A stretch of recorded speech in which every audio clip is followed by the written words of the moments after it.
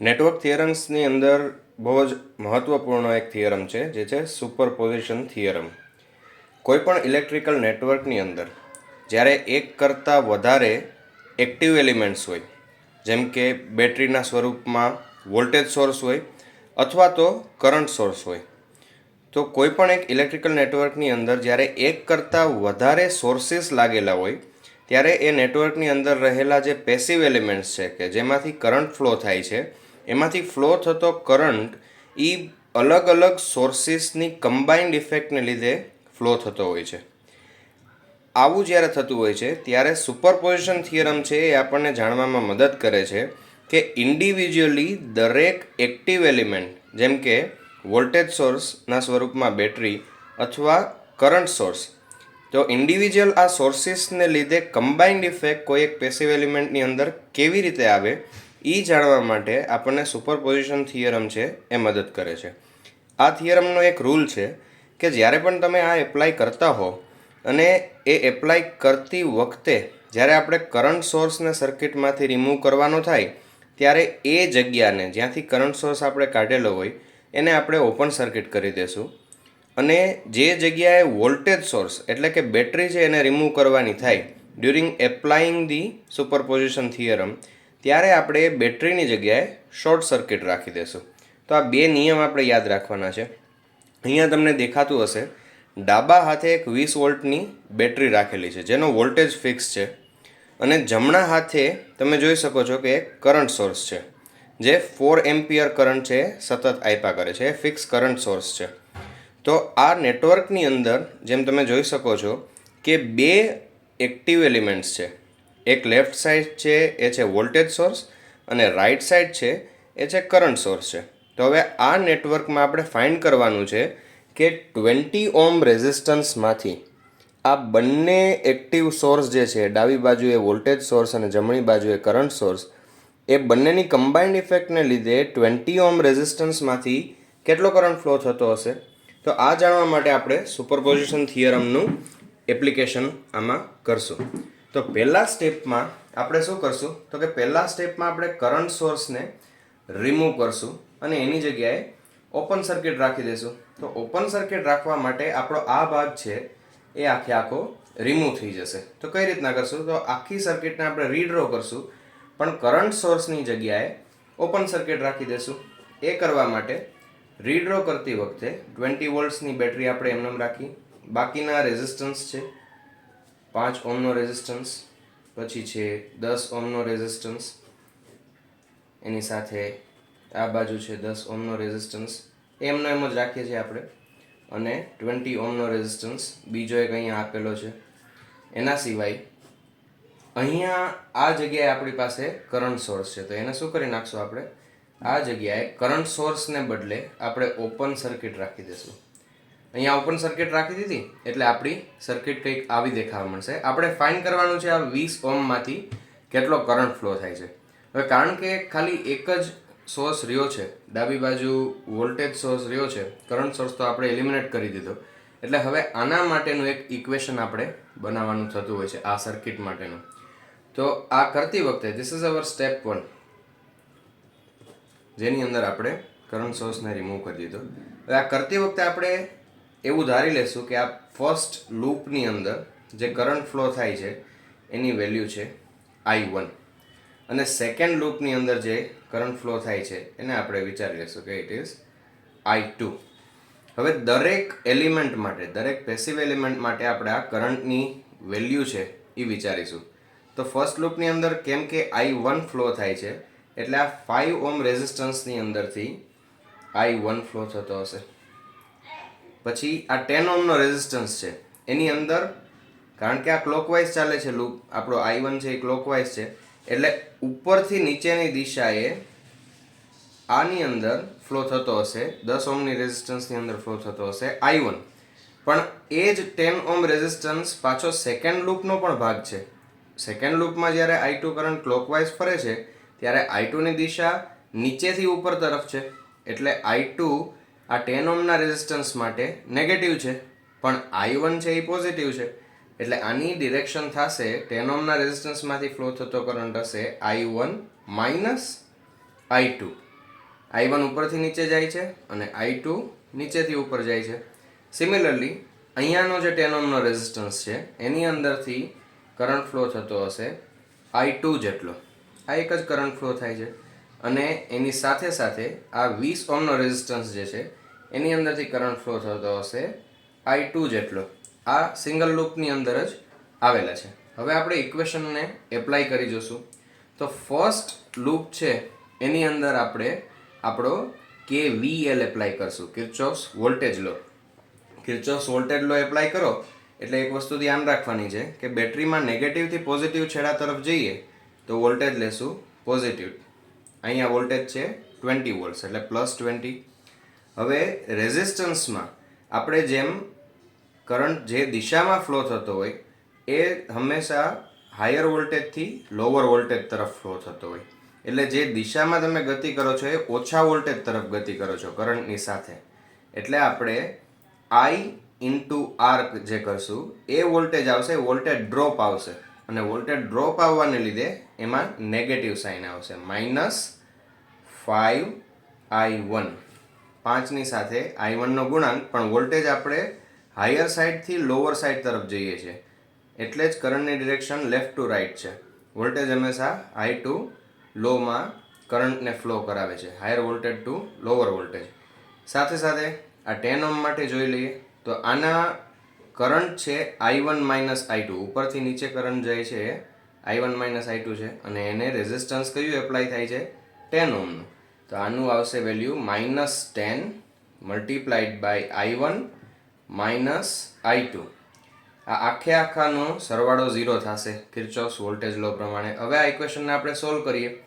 જેમ સોલ્વ કરતા જશું એટલે 20 - 5I1 - 10I1 + 10I2 = 0. વળી પાછું સોલ્વ કરશું એટલે 20 - 15I1 + 10I2 = 0. આ એક આપણને ઇક્વેશન મળ્યું છે. આ બંનેમાંથી 5ને આપણે બહાર લઈ લેશું. 5 કોમન લેશું એટલે 4 - 3I1 + 2I2 = 0. So our final equation is 4 - 3I1 + 2I2 = 0. This is our first equation. આ પહેલું ઇક્વેશન આપણને મળી ગયું. હવે આ કર્યા પછી આપણે સેકન્ડ ઇક્વેશનનો યુઝ કરવાનો છે. સેકન્ડ ઇક્વેશન કેમાંથી આવશે? આ સેકન્ડ લૂપમાંથી. આ આપણો લૂપ 1 છે. ધીસ ઇઝ અવર લૂપ 1 અને આ છે લૂપ 2. હવે આ લૂપ 1 માંથી આપણને આ ઇક્વેશન મળ્યું. તો લૂપ 2 માંથી આપણે બીજું ઇક્વેશન લેવાનું થશે. લૂપ 2 માંથી જે બીજું ઇક્વેશન લઈએ છીએ એમાં જો આપણે જોતા જઈએ તો આ -10I2 એ પહેલું એલિમેન્ટ આવશે, -10I2. પછી અહીંયા -20I2 અહીંયા, કારણ કે હાયર ટુ લોઅર વોલ્ટેજ જાય છે એટલે -20I2. હવે અહીંયા શું થાય છે તો કે અહીંયા જે કરંટ જાય છે નીચેથી ઉપર જાય છે એ છે I2 અને ઉપરથી નીચે આવે છે એ I1 અને રેઝિસ્ટન્સ કેટલો છે 10 ઓહ્મનો. તો આ લૂપ 2 તરફથી જોતી વખતે એવું લાગે કે I2 કરંટ છે એ નીચેથી ઉપર જાય છે એટલે I2 છે એ હાયર વોલ્ટેજ સાઈડથી લોઅર વોલ્ટેજ સાઈડ તરફ જઈ રહ્યો છે અને 10 ઓહ્મના રેઝિસ્ટન્સમાંથી જાય છે એટલે એની વેલ્યુ લેશું -10I2 - I1 = 0. આ ઇક્વેશનને આપણે ફર્ધર સોલ્વ કરશું. -10I2 - 20I2 -10I2 + 10I1 = 0. આને હજી ફર્ધર સોલ્વ કરતા જશું આપણે એટલે આવશે -30I2 -10I2 + 10I1 = 0. હજી સોલ્વ કરો -40I2 + 10I1 = 0. અને આનો છેલ્લે નિષ્કર્ષ એ આવશે કે I1 = 4I2. This is our second equation. આ બંને ઇક્વેશનને આપણે I1 = 4I2 અને આ ફર્સ્ટ ઇક્વેશન, આ બંનેને જ્યારે આપણે સોલ્વ કરશું ત્યારે સોલ્વ કરતી વખતે આપણને આમાંથી વેલ્યુ મળશે. આ I1 જે છે I1 is equal to 4I2 એ આપણે આમાં નાખી દઈશું, ઇક્વેશન નંબર 1 ની અંદર નાખી દઈશું. તો ચાલો જોઈએ શું થાય છે. ઇક્વેશન નંબર 1 છે 4 minus 3I1 plus 2I2 is equal to 0 અને ઇક્વેશન 2 છે I1 is equal to 4I2 એટલે 4 માઇનસ 3I1 ની જગ્યાએ શું લખશું 4I2 plus 2I2 is equal to 0. હવે લખશું 4 minus 12I2 plus 2I2 is equal to 0. 4 minus 10I2 is equal to 0 એટલે થશે 4 ઇઝ ઇક્વલ ટુ 10I2. એનો મતલબ થશે I2 બરાબર 4/10 એટલે 0.4. આ એક આપણને I2 ની વેલ્યુ મળી ગઈ. I2 ની વેલ્યુ મળી છે. હવે આ I2 ની વેલ્યુ કઈ છે તો કે I2 ની વેલ્યુ સેકન્ડ લૂપમાં 20 ઓહ્મ રેઝિસ્ટન્સમાંથી જે કરંટ ફ્લો થતો હતો એ વેલ્યુ છે. મતલબ if voltage source is use, જો ખાલી વોલ્ટેજ સોર્સનો યુઝ કરવાનો આવે તો 20 ઓહ્મ રેઝિસ્ટન્સમાંથી કેટલો કરંટ ફ્લો થશે તો કે 0.4 એમ્પિયર જેવો. કઈ ડિરેક્શનમાં? ટોપ ટુ બોટમ. જેમ આપણે આ સર્કિટમાં જોયું લૂપ 2 ની અંદર I2 ઉપરથી નીચે ફ્લો થાય છે, તો ખાલી જો વોલ્ટેજ સોર્સ રાખવામાં આવે તો I2 0.4 એમ્પિયર બરાબર કરંટ છે એ ફ્લો થાય ટોપ ટુ બોટમમાં. હવે નેક્સ્ટ સ્ટેપમાં શું કરશું? નેક્સ્ટ સ્ટેપની અંદર સ્ટેપ નંબર 2 માં we will remove voltage source. હવે વોલ્ટેજ સોર્સને આપણે રિમૂવ કરશું. તો વોલ્ટેજ સોર્સને જો રિમૂવ કરીએ તો વોલ્ટેજ સોર્સને શું કરવાનો થાય? શોર્ટ સર્કિટ કરવાનો થાય. એટલે 20 ઓહ્મ રેઝિસ્ટન્સની જગ્યાએ શોર્ટ સર્કિટ આવી ગઈ. બાકી 5 ઓહ્મનો રેઝિસ્ટન્સ આવી ગયો, અહીંયા આવી ગયો. 10 ઓહ્મનો રેઝિસ્ટન્સ આ જગ્યાએ આવી ગયો. 10 ઓહ્મનો રેઝિસ્ટન્સ આ જગ્યાએ વળી પાછો 20 ઓહ્મનો રેઝિસ્ટન્સ આવી ગયો. અને કરંટ સોર્સ છે આપણો 4 એમ્પિયરનો, એ હવે આ વખતે આપણે યુઝ કરવાનો છે. હવે એ ફાઇન્ડ કરવાનું છે કે આ 20 ઓહ્મ રેઝિસ્ટન્સમાંથી આ કરંટ સોર્સને લીધે કેટલો કરંટ ફ્લો થાય છે. સો ફોર ડુઈંગ દેટ આપણે સૌથી પહેલાં આ પોર્શન છે લૂપ 1 એ સોલ્વ કરશું. લૂપ 1ને સોલ્વ કરવા માટે આપણે આ બંને રેઝિસ્ટન્સ 5 ઓહ્મ અને resistance 10 ohm both are in parallel. તો આ બંને પેરેલલમાં છે એટલે આર પેરેલલ ફાઇન્ડ કરવા માટે 5 અને 10 ઓહ્મ આના માટેની ફોર્મ્યુલા યુઝ કરશું. તો 5 ઇન્ટુ 10 ડિવાઇડેડ બાય 5 પ્લસ 10 એટલે 50 ડિવાઇડેડ બાય 15. આ કિસ્સામાં કેટલું આવશે વેલ્યુ? 3.33 ઓહ્મ. એટલે આ બંનેનું ઇક્વિવેલન્ટ થાય છે 3.33 ઓહ્મ. તો નવી સર્કિટ વળી પાછી બનાવશું આપણે. આ છે 3.33 ઓહ્મ. આ આખાની જગ્યાએ આપણે 3.33 આવી ગયું, તો બાકીનું બધું એમનેમ રહી ગયું. આ 10 ઓહ્મ, અહીંયા છે 20 ઓહ્મ અને કરંટ છે આપણો 4 એમ્પિયર. હવે આ 10 અને 3.3 એ બંને સિરીઝની અંદર છે. તો સિરીઝની અંદર જો હોય તો શું થશે? સિરીઝની અંદર હોય તો 10 પ્લસ 3.33 થઈ જશે રેઝિસ્ટન્સ. એટલે એક રેઝિસ્ટન્સ આવ્યો 13.33, 10 પ્લસ 3.33 અને બીજો રેઝિસ્ટન્સ છે એ છે આપણો 20 ઓહ્મ. 20 ઓહ્મ રેઝિસ્ટન્સ અને સાથે છે 4 એમ્પિયરની આપણી બેટરી. તો આ 4 એમ્પિયરની બેટરી પ્લસમાં બે રેઝિસ્ટન્સ છે આપણી પાસે. હવે આ 4 એમ્પિયર છે એ આ બંનેમાં કેટલો ડિવાઈડ થાય છે એના માટે કરંટ ડિવિઝન રૂલ છે એ લાગુ પડશે.